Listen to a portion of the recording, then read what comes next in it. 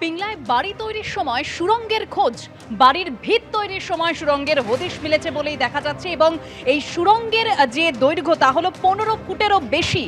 এই সুড়ঙ্গ দেখতে পিংলার রাজবল্লভ পাড়ায় ভিড় জমিয়েছেন প্রচুর মানুষ। সেই ছবি আপনারা দেখতে পাচ্ছেন, সেই সুড়ঙ্গের ছবি, যে সুড়ঙ্গ দেখতে ভিড় জমিয়েছেন বহু মানুষ। বাড়ির ভিত তৈরির সময় এই সুড়ঙ্গের হদিশ মিলেছে। 15 ফুটের বেশি দৈর্ঘ্যের সুড়ঙ্গের খোঁজ মিলেছে পিংলায়। বাড়ির ভিত তৈরির সময় এই সুড়ঙ্গের হদিশ মিলেছে এবং দেখতে পাচ্ছেন সেই ছবি যে প্রচুর মানুষ ভিড় জমিয়েছেন ওই সুড়ঙ্গ দেখতে।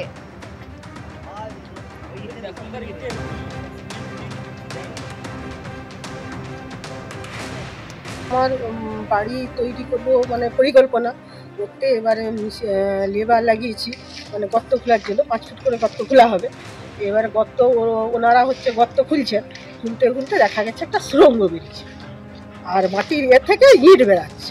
15 ফুট মতো সুড়ঙ্গ বেরিয়েছে।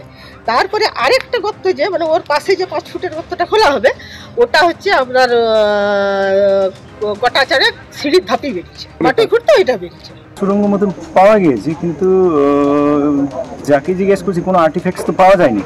কিছু আর্টিফ্যাক্টস দু একটা পাওয়া গেলে হয়তো আমরা কিছু একটা মন্তব্য করতে পারতাম। কোনো এক্সপার্ট তো এখন এখানে নাই, তবু আমরা দু একজনের সাথে একটু এই পিকচারগুলো ভিডিওগুলো শেয়ার করে দেখি যদি কিছু পাওয়া যায়। আর্টিফ্যাক্টস পেলে নিশ্চয়ই কিছু একটা বলা যেত। শুনে এসেছিলাম একটা বাড়ি করতে গিয়ে নাকি ফাউন্ডেশন করতে গিয়ে একটা সুড়ঙ্গ পাওয়া গেছে, তাই আমি ভাবলাম কোনো স্পেশাল কিছু হবে, কিন্তু আমার আপাতত কিছু লাগলো না। কসবা কাণ্ড নিয়ে তোলপাড়ের মধ্যেই এবার পুলিশ মন্তব্য নিয়ে বাগযুদ্ধে জড়ালেন মদন মিত্র এবং সৌগত রায়। আর এবার মদন মিত্রকে পাল্টা জবাব দিলেন সৌগত রায়। মদনের কোনো কথার কোনো মূল্যই নেই, আমি নিরাপত্তা রক্ষীদের দিয়ে বাজার করাই না, কামারহাটির বিধায়ককে জবাব দমদমের তৃণমূল সাংসদের।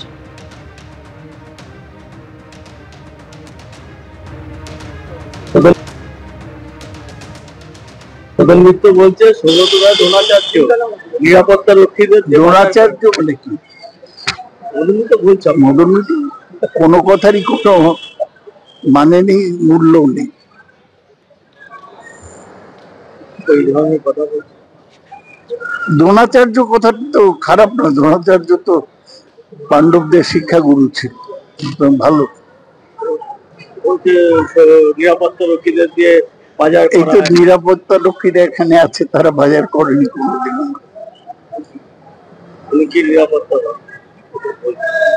আমি তো নিরাপত্তা চাইনি, নিরাপত্তা যাতে সবার থাকে সেটা বলেছি।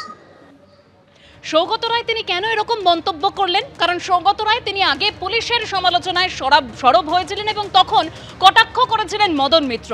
তিনি বলছেন যে সৌগত রায় এখন দ্রোণাচার্য, পিতামহ, ভীষ্ম হতে চাইছেন, তার নিরাপত্তা রক্ষীকে দিয়ে বাজার করানো হয়, তাহলে পুলিশ নিরাপত্তা দেবে কি করে? কটাক্ষ করেছিলেন মদন মিত্র। সৌগত এখন দ্রোণাচার্য, পিতামহ, ভীষ্ম লেভেলে চলে গেছে, তাকে তো আমার মেনে চলতেই হবে। সৌগতদা কি জানে যে সৌগতদার যে সিকিউরিটি, তার কাজ সৌগতদাকে সিকিউরিটি দেওয়া, তাকে দিয়ে কি কি কাজ করা হয়, চুন পান, বাজার, খাওয়া, রান্না, তা সে সৌগতদাকে সিকিউরিটি দেবে কখন? ঠিক তেমনি কলকাতা পুলিশের কি হয়েছে, কলকাতা পুলিশ ছাত্রদের দাবি, চাকরি চুরি, মেধা, ট্যালেন্ট, কে ঘর বানিয়েছে, তারপরে ট্যাব, কার বিয়ে ভেঙে গেছে, কে কোথায় কমিশন খেয়েছে, যেখানে যাচ্ছে সেখানেই কলকাতা পুলিশ কাজ করবে কখন? কলকাতা পুলিশ তো সারাদিন রোজ রোজ মিছিল আসছে, কলকাতা পুলিশের পুরো ব্যাটালিয়ান মিছিলে দাঁড়িয়ে আছে। কলকাতা পুলিশ যদি সময় পেত, একবারই সময় পেয়েছিল, একদিন 24 ঘন্টা, 24 ঘন্টায় সঞ্জয় রায়কে অ্যারেস্ট করে কলকাতা পুলিশ দেখিয়ে দিয়েছে। আজকে আমরা কলকাতা পুলিশ আজকে যা বলে 76 দিন বাদে সিবিআই তাই বলে। কলকাতা পুলিশের ওভারলোডেড। আমার মনে হয় যে ইন্টেলিজেন্সে আরও লোক বাড়ালে ভালো হয়। তৃণমূল কাউন্সিলর সুশান্ত ঘোষকে গুলি করে মারার চেষ্টা ঘিরে তোলপাড় রাজ্য রাজনীতি। সেই ঘটনায় ফিরহাদ হাকিমের পর পুলিশের ভূমিকা নিয়ে সরব হয়েছিলেন সৌগত রায়। সেই সময় কি বলেছিলেন শুনুন। আমার মনে হয় সমস্যা হচ্ছে এই যে আত্মসন্তুষ্টি মানে ওরা ভাবছে তো একই সরকার ক্ষমতায় আছে, সুতরাং আমাদের আর কি হবে, এদিক ওদিক তো হবে না। তাই পুলিশ ভাবছে যে যেরকম গচ্ছ রুটিন কাজ করি সেইরকম করলেই হবে।